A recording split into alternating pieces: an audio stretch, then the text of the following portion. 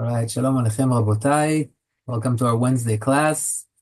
As we mentioned just before the class began right now, today we are in the Shiva in the 7 days of the passing of my dear father-in-law, Yehuda ben Yafa. So we're going to dedicate this shiur Leilui Nishmato, which, by the way, for those of you that have been with us from the beginning, for years he was part of this class. We had the classes in his house, and even when it was difficult for him, he would come with the wheelchair where he wasn't functioning as well still. It was important to him to come. That's what he was, a man that loved Torah and fought hard for Torah. So many people are saying how when they would come to visit him, they would see him with the tefillin and he wouldn't let go. Even until his last days, he always cared so much about collecting as many mitzvot as possible. So we want to dedicate this class to Leilui Nishmato. Simultaneously, today was also the day of the passing of my father, Alav Shalom, 35 years ago, Elchanan ben Miriam. So we want to dedicate this class to Leilui Nishmato. Even though over here, the yard side already finished. I already prayed Arvit. I went in the morning to the cemetery and I'm done. But since you guys in New York, it's still the Kaftet Tevet, you're not in Rosh Chodesh yet, then you are still, remembering the yard side. So for you guys, this Torah is actually important for me that you guys will learn right now very much. Leilui Nishmat, my father, as well. You see, Giacomo just joined us right now. I was just thinking how... Unfortunately, it's going to be short, but I remember your father, and also your father-in-law, both. Wow. Wow. Giacomo was one of the people that when I was 7, 8 years old, we became somewhat family. I remember he bought me a racing car, him and his brother Morris, one time. I have great memories. So Giacomo was one of the people that saw me since I was a little boy until now. Yes, I also saw you when you got into an accident. I also saw you that. Wow. Yeah. Baruch Hashem. Baruch Hashem, you're here. We've come a long way. Hodu Hashem Kitov. All right. Hey, Nick. Baruch Hashem. So as we said, we're going to dedicate the class to the Leilui Nishmat of both my father-in-law and my father. Right. Hopefully today we are going to finish the halachot of Amida, which is a very exciting thing for us because once we do that, I'm going to send out, as you all know, we have like a test that we do after every topic, a scary test. It's a test where I send the questions and the answers, but it's kind of a review for us. And it's good to notice at the end, look what we've achieved, look what we went through already, Baruch Hashem. So we're going through Shulchan Aruch. Amida ends in Siman Kuf Kafchet. That's 128 simanim. It's a huge accomplishment. So hopefully today we'll finish that. And I think we'll even have a few minutes to say some Divrei Torah, Leilui Nishmat, both my father and my father-in-law. All right. So we were in the topic of Berkat Cohanim, and we're going to continue with that. What do we do when there are no Kohanim? So everybody knows if the Chazan reaches Ratzeh, he says Modim, and he sees no Kohanim are walking in, then he does kind of his own Berkat Cohanim. So in that Berkat Cohanim, it's no different, meaning the crowd is supposed to stand up while that is happening. Though it's recommended, if possible, to stand throughout the whole Chazara, it's not an obligation. If you can, Rabbi Ovadia says, Tavo alav beracha, you're blessed, but you don't have to. But when it comes to Berkat Cohanim, even the Berkat Cohanim of the Chazan, you have to stand up. I heard from Rabbi Menachem last night over here. He was saying how the Mishnah Berurah writes, even though we're not learning Mishnah Berurah, but he writes that just like in Berkat Cohanim, everybody has to stand before the line of the Kohanim. Meaning, if you are sitting in front row and the Kohanim already are a little bit above, you have to go behind them to receive the Beracha. Says the Mishnah Berurah that it's the same thing with the Chazan. If the Chazan is saying the Berkat Cohanim because there's no Kohanim, you also have to stand behind him. It was a big chidush for me. So have that in mind as well. So what do we do with the Aminim? He starts, Elokeinu ve'elokei avotenu baruchenu b'bracha המשולשת בטובה הכתובה על ידי משה עבדך האמורה מפי אהרון ובניו עם קדושך כאמור.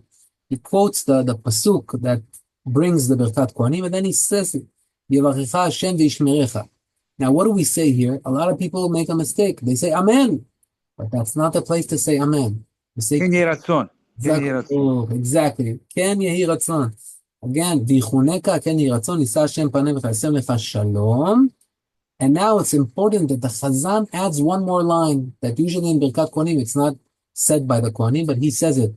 V'samu et shemi al bnei Yisrael v'ani avarechem. That's the job of the Chazan. That after the 3 lines of Berkat Cohanim, he will also say that. That's kind of a stamp that Hashem says, I agree to what is happening.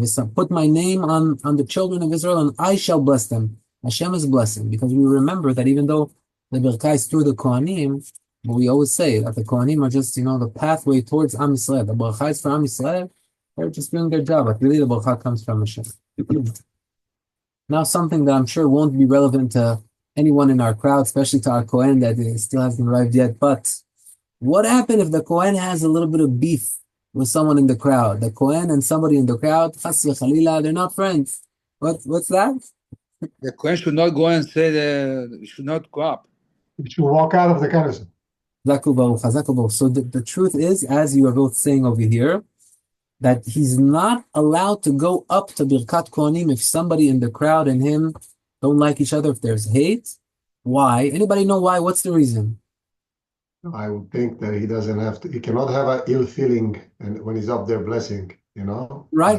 You're saying it right. What's the source? What blessing does he say? Asher kideshanu b'mitzvotav v'tzivanu levarech et amo Yisrael Shalom. be'ahava. With love. With love. Be'ahava, with love. That's the Kohanim. We're not supposed to know that because we're not the Kohanim, but that's what the Kohanim say. Their bracha is to bless the people of Israel with love. If you don't have love in your heart, even to one person in the crowd, how can you bless them? Therefore, halacha is you cannot go up to the duchan. Interesting. If you love everybody in the crowd, but you and one of the other Kohanim have beef between you and you're both on stage, says the Yalkut Yosef, that passes. That's not a problem. The problem is only the people that you're blessing. But since he's a Kohen like you and you have a problem, you could both be up there simultaneously. Interesting, no? I'll tell you a nice story about Levarech et Amo Yisrael be'ahava, to bless the people with love. There's a great rabbi called Baz, and he wrote a shoot, Shelot Utshuvot, huge, thousands of questions that I don't know if thousands, but definitely hundreds. I was looking in the fourth part, question number 128 or 129, he gets a question about this, about be'ahava.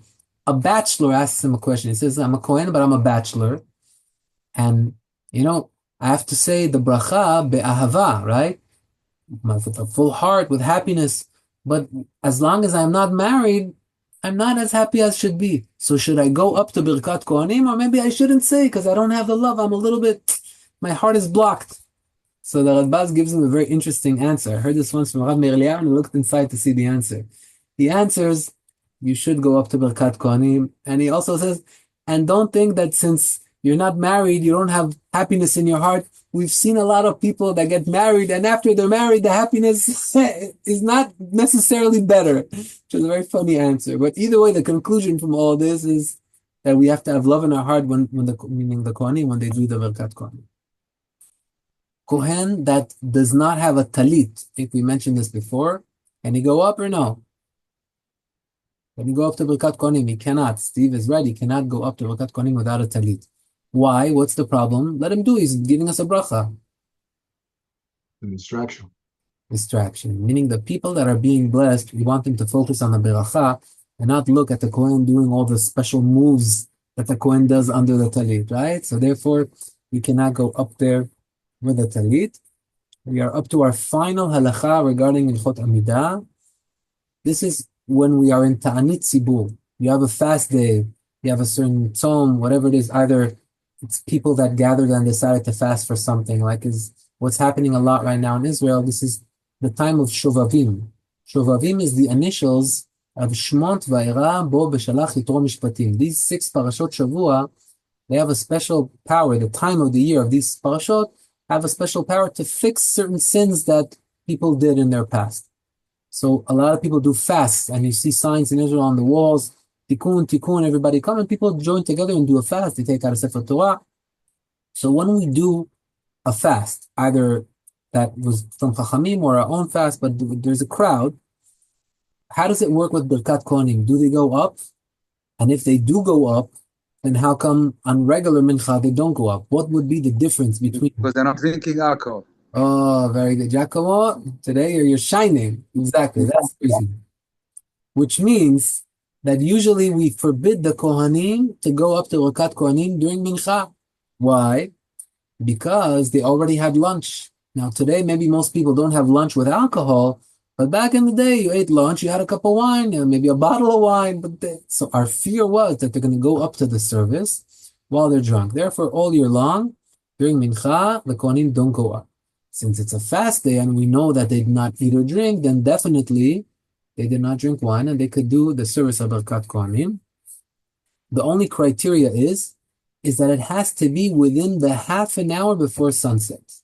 So if you pray mincha early on a fast day, there's no Berkat Cohanim. That's why they recommend, if you're able, do the mincha on a fast day closer to sunset so that you could gain the Berkat Cohanim as well. But even if you did it early, it's okay. Just you missed another opportunity to get Berkat Cohanim. All right, gentlemen, that was the halachot of Amida.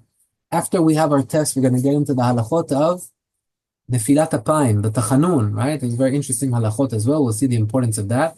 But before I send out, B'ezrat Hashem, I haven't done it yet, I'm working on it, but I'm going to send out a review sheet so that next week when we meet, B'ezrat Hashem, we'll ask the questions and everybody will get a chance. No pressure, but please go over it. It's for the benefit of what we've been doing for the last maybe 6 months or so, the halachot. Just remind you a few topics that we went through when we got to the Amida. We were speaking about the source, how do we know that you have to pray, right? And what's the right time to pray? What about being one of the first 10 people that come to the Kamisah? What if there was someone that was in prison and they gave him 1 day to leave prison? What would be the right day to leave? Should he wait for Shabbat or not? I'm just throwing out different topics that I see here on my pages. What about praying in my heart? Is that considered a tefillah? What type of kavanot do I have to have? Am I allowed to pass by somebody that is praying Amidah? We went to different halachot about that. What's the right way to behave? What's considered a hefsek, a stop in the tefillah, and therefore maybe I have to read the Amidah again or not? We touched a little bit tefillat haderech. We touched the topic of tashlumim. If someone missed the tefillah and he wants to complete it, what if someone has a doubt that he said Ya'aleh v'yavo, didn't say Ya'aleh v'yavo, he said Talu Matar, he didn't say Tam Talu Matar? We touched all those things. We learned also about Lismoch Ge'ula Latfilah, that between Ga'al Israel and Hashem Sefatay Tiftach, there should not be a stop. We went through the halachot of Eten Talu Matar. We went the halachot of praying for somebody that is sick. We went through the brachot of Amidah, one by one, more or less, with what's the importance of each one and what type of requests can we put in these berachot. We learned about Kedusha, and we concluded with the halachot of Nesiat Kapayim, which is the Berkat Cohanim. So, Baruch Hashem, we accomplished a lot. Usually we do 10 questions, so even though I can probably put together like 50 questions, because this was a longer period of where we didn't have a test in the middle, but we'll try to keep it like that, 10 questions till next time, where we're hopefully going to touch the question. The idea of the questions is to remind us all the different stuff that we learned and hopefully remember. So even though a lot of halachot are not necessarily halachot that happen every day, but we'll try to ask things that are relevant for every day. So more to come regarding that. Now with the 15 minutes that we have left, with your permission, we will go off topic. We'll dedicate a few divrei Torah, a nice idea that I heard from a rabbi called Rav Baruch Rosenblum, about not exactly the parasha itself, but about where we are in right now, and on the way to Yetziat Mitzrayim, the makot for the Mitzrayim. And again, let us be Leilun Nishmat, Alav Shalom, my father-in-law Yehuda ben Yafa, as well as my father Hanan ben Miriam. All right. So, how did Paro come up with the idea of throwing children into the water? Because the makot are all coming on him because of the cruelty that he had to the Jewish people. The children were being thrown into the water. By the way, Aharon, Simon, is your name Aharon your Hebrew name? It is, right? Yes. Well, I love that name. The name Aharon, what's special about it? Think about it. He was named Aharon because Hara in Hebrew means pregnant. He was born in a time that the pregnant women were supposed to throw their children into the Nile. Meaning he was named after the troubles that Am Yisrael were in at that time. I think that's why maybe Aharon, the biblical Aharon, as well as our Aharon over here, Simon, are people that care about others because they got that name that represents the trouble of others. They are there for other people.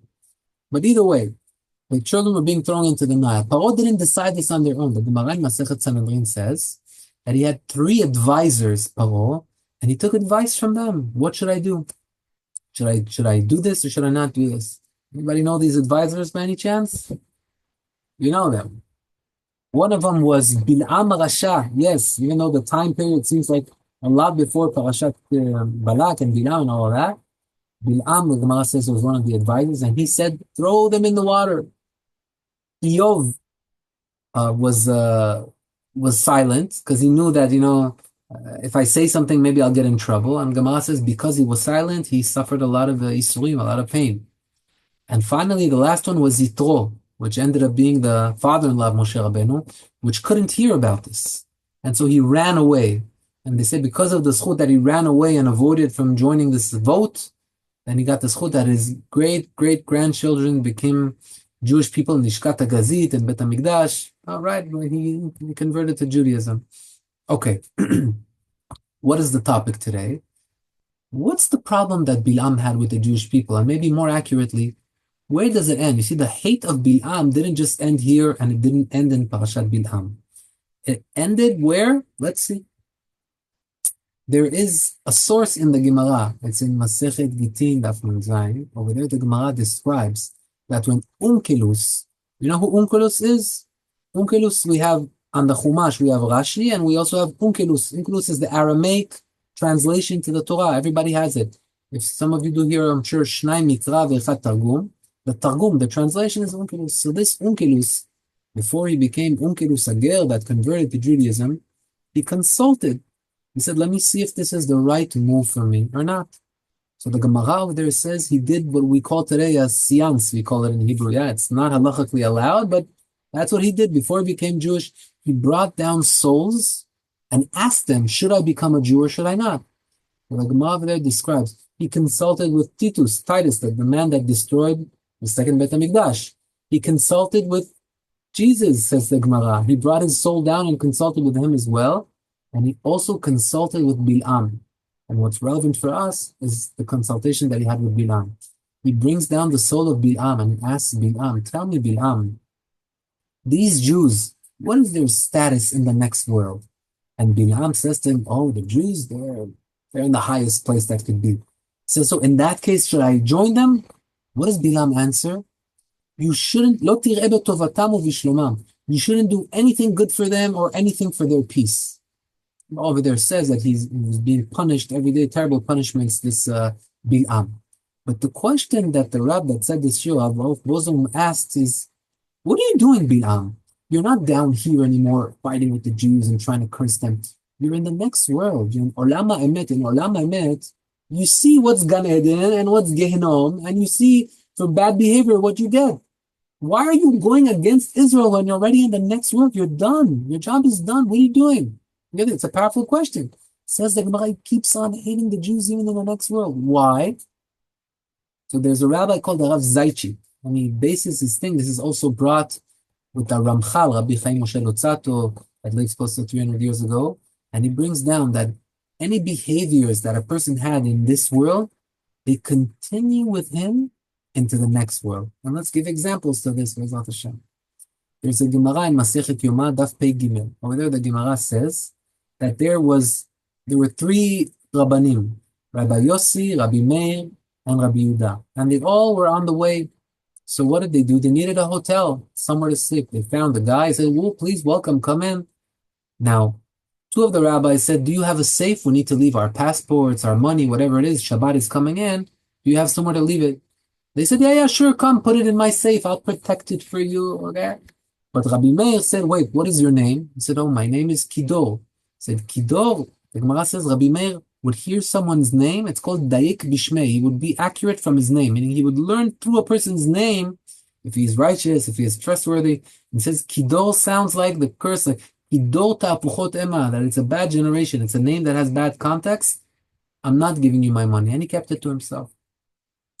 Meanwhile, what did he do? He said, Shabbat is in, I can't keep this in my room, it's going to be stolen. So he went to a nearby cemetery where his father is buried, Rabbi Meir, and he dug under the grave somewhere. He marked the spot, put the money, the passport, whatever it is in there, went back to the hotel. Next morning, this hotel manager, Kidol, comes to the rabbis, these three rabbis, and you guys are rabbis, you tell me. I just had a dream. My father came to me in my dream, and my father told me that under this and this body in the cemetery, there's a treasure, and I should go and I should take the money. But it's Shabbat right now. Should I listen to my dream or should I keep Shabbat? Maybe no digging. What am I supposed to do? So Rabbi Meir gets up and answers, he said, oh no, listen. Dreams, please, must be you had too much palo sabzi and choresh and it made you... Actually, Rashi says that, like the food of Shabbat made you have weird dreams. Don't worry, dreams are nonsense. Don't believe your dream. Go back to your day. And so this evil man, Kidol, goes back to his day, and Rabbi Meir runs to the cemetery, says the Gemara, And he's protecting the treasure until Motzei Shabbat. He takes it on Motzei Shabbat. Sunday morning, as they're about to leave this hostel, the two rabbis, Rabbi Yossi and Rabbi Yehuda, come to Kiddo, say, okay, can we have our money back? He says, what money? What are you talking about? And Rabbi Meir over there says, no, you should have noticed his name. The Gemara, I don't want to get into it, but the Gemara describes that they found a way to get back the money. They basically kind of put a trap for him where they became friendly with him and they ate with him. And so he left some beans on his mustache, and they went to his wife and they gave her signs. Oh, your husband, he told us to give us the money. Yeah, he had beans on his mustache. She gave the money. Long story short, they got the money back. But what is the question we have from this story? This man is obviously a thief, Kiddo, but he's not only a thief, he's Ganav, Ben Ganav. He's a thief, the son of a thief. His father, he taught his children his own ways. You see, he became a thief from his father. But the question is, his father is in the next world, in Olam Haba, being punished for his sins, seeing what's right and wrong. Why is his father teaching his son how to steal down here with messages from the next world? Your next world is finished. Gan Eden, what are you doing? Says Rav Lechik, that's the answer. When a person has certain midot that he carried with him, certain ways of behavior, they don't leave him. They go with him to the next world. Another example, Rabbi Yehoshua ben Levi, he was a great humble rabbi. They say that when everybody had this sickness called ra'atan, leprosy, some sort of like tzarat, nobody would come close to them, nobody would eat next to them. They were all scared to death. It was very contagious. But he would go next to them, he would treat them, take care of them. Great tzaddik of the generation, he's going to take care, but he was very humble. And he took care of them. He told them, Rabbi, you're not scared to get ill from them? And he said, what? The Torah is not going to protect me? I'm doing something good. He believed in it. And therefore, he kept on treating them. So this rabbi, what happened with Rabbi Yehoshua ben Levi? One day, Malach HaMavet, the angel of death, comes knocking on his door. He says, it's your time. He says, wait, before you take me to Olam Haba, I want to see my spot. Where am I going to be in Olam Haba? Okay, L'chaim, no problem. He takes him on a tour to Gan Eden. By the way, he's one of the 10 people that the Gemara says that walked into Gan Eden alive. We'll see right now, what does that mean? He tells the Malach HaMavet where. He says, oh, that's your location. He says, oh, really? He jumps over the fence and he goes in. The Malach HaMavet says, hey, what are you doing? He says, I'm sorry. I swear I'm not leaving here. He walked into Gan Eden alive. Swear you're not leaving? Wait, let's check. Hashem, he says he swears he's not leaving. Should I pull him out or no? Hashem says, listen, check if this man swore through his life, and did he always keep his word? If he's a man of his word, then if he swore now, he also keeps his word, he's never going to leave. But if he lied back then we could turn this into a lie and pull him out of there as well. They checked and they saw that he never lied, and therefore, he gets to stay in Olam Haba alive. More interestingly, as he is in Olam Haba in Gan Eden without dying, Rabbi Shimon Bar Yochai, Rashbi, comes to him and says, wow, what a zchut. Panu makom levar levai. Make space for Rabbi Yehoshua ben Levi, make space. But he also tested him. He also wanted to understand how great of a rabbi he was. So he asked him a question. He asked him, was there ever a rainbow in your days? What does that mean? What's hidden behind that question? I'll explain. Whenever there's a rainbow in the sky, it means that Hashem wanted to destroy us, but instead, he had mercy on us, and that represents the mercy, that the rainbow protected us. But if you're a tzaddik enough, then you don't need a rainbow to protect the generation. You yourself, that tzaddik, protect the generation. That's what happened with Rabbi Shimon Bar Yochai. In his day, even if the people sinned, there was never a rainbow because he was righteous enough to protect the generation. So he asked Rabbi Yehoshua ben Levi, was there ever a rainbow in your days? Rabbi Yehoshua ben Levi understood, and he answered, yes, there was. Rabbi Shimon Bar Yochai probably understood, okay, so he's not such a big sinner. But you know what the Gemara says? The Gemara says, Velohi. It's not true. Really, he was righteous enough that there would never be a rainbow in his days. What's the question? It's not down here, Olam HaSheker, where people could lie. You're in Olam Haba, Olam HaEmet, the world of truth. How is he lying in the next world? That's Olam Haba. There's no lying over there. What is the answer? He had great humility down here in this world. So since he had that attribute of humility, it continued with him to the next world. He didn't want to show off. Yeah, there was never a rainbow in my day. He kept his humility, even though it's Olam Haba, it's not a lie, because that's who he was. He was humble. The midot that you have down here continue with you to the next world. Perhaps we'll give one more final example. The Gemara says in Masechet Eruvin Daf Yuteh that Avraham Avinu, Avraham Avinu, whenever people are brought to Gehinnom, to burn in hell, he's standing in the gate and he's saving lives and pulling them out of Gehinnom. What is the story? What are you pulling people out of Gehinnom? What's the answer? You remember the story of Sodom? Hashem tells him, I'm going to destroy Sodom. What does Avraham say? He stands up and says, no way. Wait, Hashem. Let's try to save them. Maybe there are 50 people, tzaddikim, maybe 45, maybe 10. What is Avraham doing? He was fighting to save people from burning, the people of Sodom. Since he had that midah within him, it continued with him to the next world. And even in the next world, Avraham is still trying to save people from hell. So we asked, what's the story with Bilam? What are you doing? You're in the next world. Why are you still against the Jewish people? And the answer is, any midah that he had with him in this world continued with him to the next world. There's a rabbi called Rav Freelander, a great rabbi that sadly the doctors told him he has 2 weeks to live. So he went to one of the Gedolim of the generation, Rav Shach, and he asked him, Rav Shach, that's the story, I've accepted it, but please tell me in these 2 weeks that I do have, what is the right thing to do? What should I work on? You would think maybe, you missed this Mishnah, this Gemara, this Midrash. What is it? You know what the rabbi answered him? He told him, work on your midot. You have 2 weeks, work on your midot, on your behaviors. Why? Because that is going to come with you into the next world. It's a very powerful thing. Says the Gaon Mivilna in his book Even Shlema, he says over there that the Ikar Avodat Adam, that the main work that a person has in this world, is to constantly work on him to break his midot. Midot are your natural attributes. What you really want to do, to break that. You have to stop yourself. And he says something scary. Ve'im lo, and if he doesn't do that, lama lo chaim. He doesn't deserve life. That's the work that we have down here. We work on ourselves to change our midot. So I want to take this back to my father-in-law, Alav Shalom, which in the last 16 years, I've had the schut of seeing him many months a year and living in his house. And I want to tell you that if he had exceptional midot, it's unbelievable. Never saw him angry. How many people in the world I could say that I've never seen them get angry? Someone that you live in their house? Never. I always saw him with a smile, greeting, with derech eretz. And he had many reasons, perhaps, to be angry, many reasons to get a little bit depressed, many reasons to feel bad. Never complain, always smiling, always greeting people. And throughout this Shiva, so many people are coming, telling great stories about him. I'm sure that this story about working on the midot is relevant for him because he worked on his midot in this world. With all the stuff that he could have done to get upset and say, why? No, he broke those midot. He accepted everything with happiness. He was a great, great person. So let this class be to his Ilun Neshama, as well as my father, Hanan ben Miriam. These words should be Ilun Nishmata. All right, guys. Thank you. Thank you for listening. Wow, Chazak Baruch. That was amazing. Thank you, Ziv. Chazak Baruch. Thank you. Thank you, guys.